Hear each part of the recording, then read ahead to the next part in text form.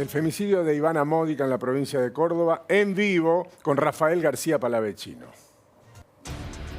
Guillermo, buenos días. Bueno, para los investigadores el caso está prácticamente cerrado. Mañana la fiscal Jorgelina Gómez va a dar una conferencia de prensa, pero realmente a esta altura del partido, creo, y con la conmoción que ha generado este caso, la movilización que generó ayer en La Falda, el caso está prácticamente cerrado para los investigadores. Ayer pudimos recorrer el lugar en donde dejó Galván el cuerpo de Ivana Módica, porque una vez que cerraron los accesos, cerraron el camino del Cuadrado Nuevo, intentaron, además de rescatar el cuerpo para poder hacerle una autopsia en la morgue de Córdoba capital, siguieron buscando el teléfono celular y la mochila. Hasta ayer la información que teníamos era que no lo encontraron.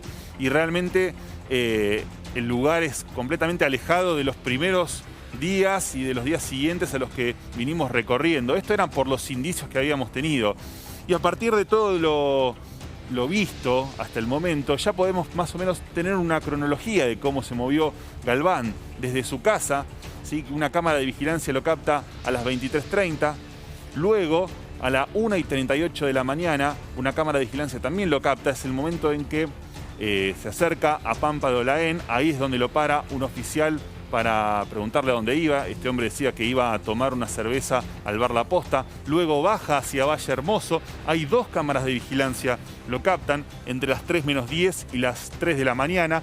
Y es a partir de ahí donde emprende el viaje hacia el camino del Cuadrado Nuevo, donde deja el cadáver de Ivana Módica. Ahí pasó 8 días el cuerpo. Ayer en la movilización despertó Rafa, una enorme indignación, un textual que ahora te lo voy a comentar, Guille. Ese no es un dato menor que acabas de decir, a ver si lo entendí bien. Cuando lo para la policía, Sí, para preguntarle a dónde iba, sí, él llevaba el cadáver sí, de Ivana en el auto. exacto. Es decir, que él habla con Una la persona lo policía paró y en el auto. con la frialdad suficiente, como llevando un cadáver en el baúl para ir a enterrar, y dice que va a ir a tomar unas cervezas. Exacto.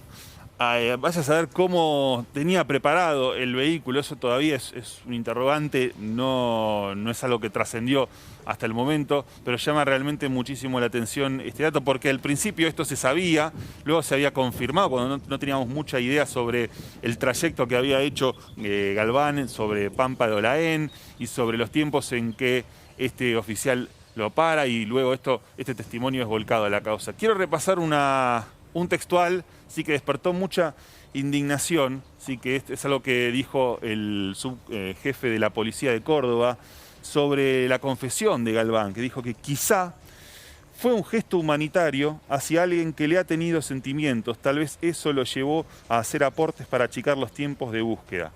Esto despertó mucha bronca ayer en la movilización que convocó el pueblo de La Falda para pedir justicia por Ivana Módica y también para pedir justicia por todas las víctimas de femicidios. 2021, 7 víctimas de femicidios hubo en lo que va del año. Ahora, Rafa, a mí me llama la atención el dato que aportás respecto de este control policial es importante.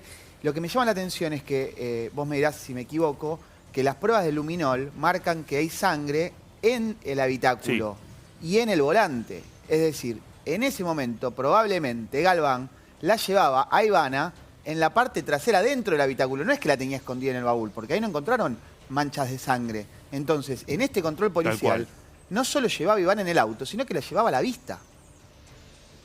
Te voy a contar algo, y esto, perdón que haga una cuestión autorreferencial, pero lo hablábamos ayer con mi camarógrafo cuando vinimos a hacer la cobertura. Nosotros, cuando vinimos a hacer la cobertura, una vez que ayer nos dimos cuenta, cuando estuvimos en el lugar, pasamos a 5 o 10 metros del cuerpo de Ivana Módica. La verdad que eso nos produjo un escalofrío.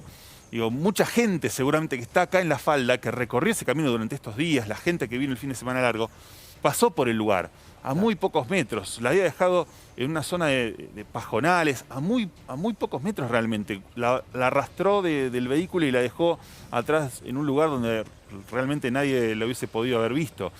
Y lo mismo imagino para este oficial que debe ahora estar se debe estar dando cuenta de lo que ha sucedido. Este hombre llevaba el cuerpo de la pareja que mató. Rafa, ¿cómo se encuentra la familia en este momento? ¿Pudiste tener contacto con alguno de ellos? Bueno, recordemos que Ivana tiene una hija jovencita que fue la primera que da alerta por el tipo de mensajes de texto, que se da cuenta como que la que hablaba no era su mamá. Mirá, estuve en contacto permanentemente con la familia, Agus. Tanto Nicole como Carol, que Nicole es la hija, Carol es la hermana, Mirta es la mamá, hicieron una movilización, pero luego cuando empezaron a correr las horas y empezaron a desalentarse, empezaron a ver que había menos chances de hallarla con vida, realmente empezaron a estar muy desmoralizadas. Esto me lo comentaron.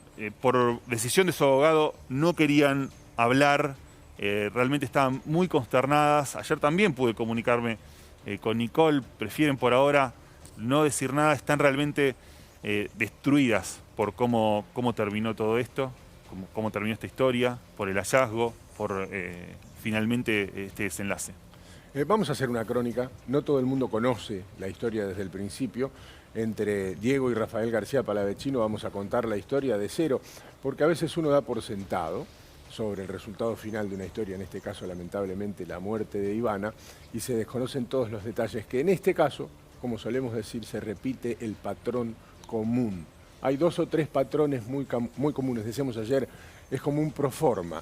En este proforma, en esta historia, lamentable, triste, entró Ivana. Y esta historia empieza así, Diego. En diciembre de 2020 se da la primera denuncia de Ivana contra Galván, contra quien era su pareja, lo cual deviene en una orden de restricción. A partir de allí, de alguna manera, este psicópata, porque en definitiva lo es, de alguna manera lo que logra es que ella vuelva con él y vuelven a vivir juntos. Eso también llama la atención. Vos decías, Guille, y también lo hablaba Rafa, cómo son puntos comunes en estos casos de femicidios que quien es el asesino posteriormente genera una relación en la que le promete cambios, le promete un montón de cosas que generan que la víctima en definitiva se termine acercando. Bueno, fue lo que hizo Ivana. Y desde el jueves pasado, es decir, hace 8 días, 9 días, no aparece y este hombre dice que él se fue a trabajar y que la vio y que la dejó dormida y que no sabe dónde está y que ella sí iba a ir a caminar. Y su hija, Nicole, le manda un mensaje a su mamá que probablemente haya sido contestado, Rafa, vos decime si me equivoco, por el propio asesino, porque la hija de Ivana dice, bueno, me contestó de una manera en la que ella no habla. Todos elementos que empezaron a hacer sospechar que este asesino efectivamente tenía algo que ver con la desaparición de Ivana. Ahora, Rafa, a mí me llama la atención Sí. el trabajo de la fiscal y cómo se logra la confesión, ¿no? Porque se ha hecho un trabajo de desgaste importante contra la psique de este asesino para que en definitiva confiese. No fue ningún hecho humanitario, como dice este oficial de la policía cordobesa. Frase desafortunada si las hay. Hay 2 cuestiones que quiero dirigirme sobre esa noche, en la noche donde parte, según nos había comentado su abogado, una presunta discusión en la casa. Y lo que sucede ahí, y según la información que tenemos, es que Galván la viste con ropa deportiva, con las zapatillas para hacer caminata, porque él después dice que le habría dicho, ya la había matado a Ivana, que iba a hacer caminata por el cerro La Banderita. ¿La asesinó y la vistió? Exacto, la vistió. Claro, para simular que le había pasado algo en hasta esa caminata. Ese era el plan, evidentemente. Como que le había atacado una tercera persona cuando había ido a caminar. Ahora, ¿qué pasa? Perdón, quiero detenerme ahí, ¿sí? Porque estamos hablando de un lugar, no va a ser una caminata por la zona del Camino Cuadrado Nuevo, iba a ser por La Banderita. Yo me pregunto si no tenía intención, ¿sí?, en un principio Galván, de arrojar el cuerpo en la zona en la que efectivamente se estaba buscando, porque recordemos, primero va hacia Pampa de Olaén, es un lugar que él conocía y que ella también habían hecho una excursión. Hay una foto en su Facebook en donde él está en el lugar. Al ver que por ahí se le podía complicar, retomó por otro camino. No advirtió que en la ruta 38, camino hacia Valle Hermoso, había 2 cámaras de vigilancia y esos fueron los datos claves para la fiscal cuando hace toda la investigación, en la que muestra que empieza a avanzar y ahí es donde Galván ve que tenía el partido perdido. Según su abogado, él dijo, como tiene una formación militar, está como entrenado para manejar situaciones de estrés. Bueno, evidentemente vio que tenía el partido perdido, se puso nervioso y decidió confesar. Los datos que da Rafa son escalofriantes, pero suceden todo el tiempo. En cada uno de los femicidios, los datos que tenemos son tremendos. Hablan de una brutalidad y de algo totalmente premeditado. En todos los casos, tanto como en el de Ivana y como en el de Úrsula, el femicida está premeditando y está armando cómo asesinar a la mujer. De hecho, si no me equivoco, Rafa, hay un mensaje que le llega a su hija de que iba a hacer trekking, que coincide justamente con este dato que nos estás aportando de que la vistió para la ocasión. Ese mensaje no es el mensaje del que duda Nicole. Está bueno esto que señalás, Agus, porque esa última charla, que es antes de las 11, entre las 8 y las 9 de la noche, vamos a poner este horario, en el que dialogan Ivana, Nicole, y le cuenta, estaba contenta, que iba a hacer caminata, que habían comprado ropa, zapatillas para hacer esta caminata. Y después, más tarde, el intercambio de mensajes, en el que Nicole duda, porque contesta de manera fría. Es como si es una prueba de que contesta, pero no contesta de la manera en la que lo suele hacer. Hay otro dato muy importante, es que él tenía una perimetral. Y esta perimetral se rompió en el momento en el que ellos vuelven a convivir. Que se rompa la perimetral no significa que la perimetral deje de existir. Que la justicia no tenga que avanzar sobre esto, que la justicia no se tenga que acercar a la víctima hacia el lugar y preguntarle cuál es la situación y qué es lo que está pasando. Que la justicia, que el Estado se hagan cargo de tratar al femicida, al violento, porque claramente esto es una cuestión cultural. El hombre no nace violento, el hombre se vuelve violento en una cultura machista. Entonces es importante que no solamente se aporte con un botón antipánico o con una perimetral que se puede romper y hay que ver por qué, sino que también se trate desde cero a estas personas en la primera denuncia. Aquí hay un plan, y el plan es lo que queda al descubierto ahora, o había un plan. El hecho de vestirla, que resulta escalofriante, como dato, nos remite a la idea de cómo tapar la situación y por qué presuntamente la hija pensaba que iba a hacer trekking, porque estaba vestida para la ocasión, porque él tomó un camino que originalmente, uno puede imaginar, pensaba descartar el cuerpo en el sitio donde había dicho que iba a estar y tratar de responsabilizar claramente a un tercero por la situación que él mismo había provocado, es decir, la muerte de Ivana.